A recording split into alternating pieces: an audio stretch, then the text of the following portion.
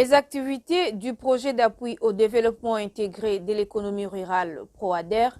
ont été officiellement lancées ce mercredi 5 janvier 2022 à Kikwit, dans la province du Kwilu, par les ministres d'État, ministre du Développement rural François Roubota. Depuis son arrivée à la tête de ces ministères, l'Émineta en charge du développement rural s'est impliqué personnellement pour mettre fin aux tractations qui ont retardé pendant plus d'une année l'effectivité des travaux du projet PROADER. C'est pour moi un agréable devoir et un honneur de me retrouver ici aujourd'hui, en date du 5 janvier, à Kikwit, pour procéder enfin au lancement officiel des activités du projet PROADER. Le projet va impacter sur 500 000 ménages. Si je prends une moyenne par ménage de 6 personnes, cela voudrait dire que le projet va impacter positivement 3 millions de personnes à travers les 7 provinces. Après que le projet ait connu plusieurs difficultés dues aux humeurs des personnes que l'on ne sait pas expliquer aujourd'hui, il est pour moi le grand temps de pouvoir nous mettre au travail et de mettre de côté tous les facteurs, éléments ou comportements qui pourraient encore être à la base du non-fonctionnement du projet PROADER. Donc je voudrais donc aujourd'hui officiellement, au nom de son Excellence Monsieur le Premier ministre, chef du gouvernement, Jean-Michel Samanou Condé, sous l'impulsion du président de la République Félix-Antoine Tshisekedi Tshilombo, déclarer et lancer les activités du projet PROADER de manière officielle sur les 7 provinces, à savoir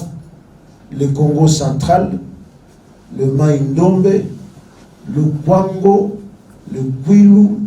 le Kasaï oriental, le Kasaï central et le Kasaï. Le secrétaire général au développement rural et président du comité de pilotage du dit projet, l'ingénieur Georges Kochi Guiméa, a, dans son mot, rassuré à l'assistance que son comité est déterminé à travailler main dans la main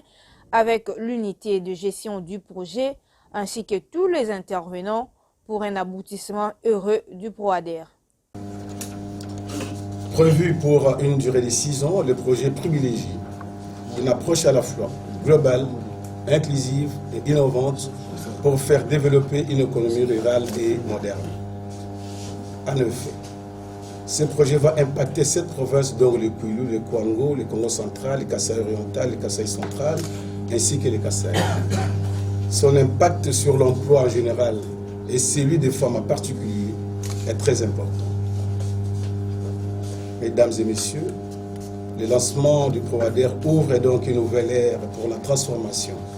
de produits locaux ayant une valeur ajoutée certaine, afin de booster davantage la production agricole, les commerces, autant d'éléments essentiels pour la réussite du secteur agricole qui peut stimuler l'augmentation des revenus et des emplois. L'appui de la Banque africaine de développement à ces projets illustre encore une fois leur engagement à soutenir le développement du secteur agricole de notre pays, qui aspire à devenir l'un des plus grands producteurs agricoles dans le monde. Une fois encore, heureux d'être témoin de ces lancements, et j'en suis persuadé, qui aidera la RDC à migrer vers un développement économique profitable à toutes les populations de notre pays. Je souhaite donc plein succès au projet PROADER. Vive PROADER, vive la coopération BAD-RDC. D'après le coordonnateur national du PROADER, le docteur Joseph Mwamba Loubemba, le PROADER est un projet du gouvernement congolais sous ancrage de l'administration du développement rural avec l'appui financier de la Banque africaine de développement BAD pour un montant de 47 millions d'unités de compte, soit environ 60 millions de dollars américains. Il s'y est dénoté que le PROADER vise à atteindre indirectement plus de 500 000 ménages. L'objectif est de promouvoir l'économie rurale dynamique prospère. Ces objectifs spécifiques sont l'amélioration des investissements productifs et sociaux afin de rendre le milieu rural attractif et productif, la promotion du développement du secteur privé et de l'entrepreneuriat agricole et rural afin de favoriser la diversification et la valorisation de la production agricole. La stratégie du PROADER est basée sur les 4 P, c'est-à-dire partenariat public, privé, producteur. Le PROADER vise directement 380 000 ménages et indirectement 500 000 ménages. Bien que ayant bénéficié de la signature des accords de dons et de prêts depuis décembre 2019, bien que ayant obtenu sa promulgation par le chef de l'État en 2020, bien que ayant reçu son avis juridique par le procureur général de la République, le PROADER a connu des débuts très difficiles qui ont fait que près de 11 mois ont été perdus dans les tergiversations, ce qui explique le retard connu dans son lancement officiel. Avec le retour à la normale des choses, grâce à la volonté de son Excellence le ministre d'État, ministre du Développement rural, à qui nous dédions cette cérémonie, au nom de tout le personnel du PROADER et au nom de tous les bénéficiaires des actions du projet, je vous prie, Excellence, de nous envoyer officiellement en mission aujourd'hui, en prononçant le lancement officiel du PROADER.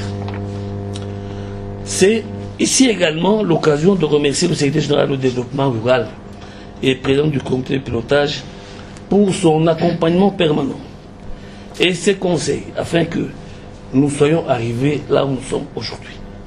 On prit part à cette cérémonie haute en couleurs les secrétaires généraux à l'environnement, les ministres provinciaux en charge du développement rural, représentants du gouverneur de la province du Kwilu, les maires de la ville de Kikwit et d'autres représentants